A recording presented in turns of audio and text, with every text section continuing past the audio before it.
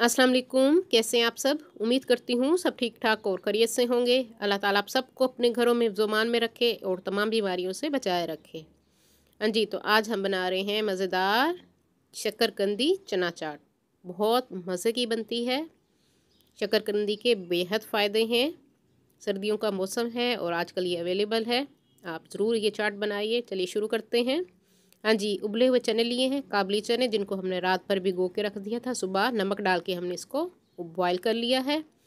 1 प्याला हमने उबले हुए चने इसमें डाल दिए हैं एक बाउल में, और 1 प्याला ही शक्करकंदी उबली हुई है, इसको भी हमने उबाल लिया है और छोटे छोटे क्यूब्स में मैंने इसको काट लिया है।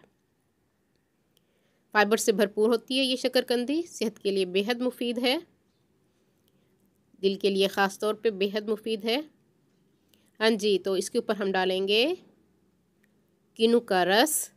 जितना आप डालना चाहें 1 किन्नू का रस आप इसमें डाल दीजिए, और ऊपर हम डालेंगे चाट मसाला। वो भी आप अपनी टेस्ट के हिसाब से जितना चाहें डाल सकते हैं चाट मसाला, और इसको हम मिक्स करेंगे। मज़ेदार शक्करकंदी की चाट हमारी तैयार हो चुकी है, मिनटों में बन जाती है।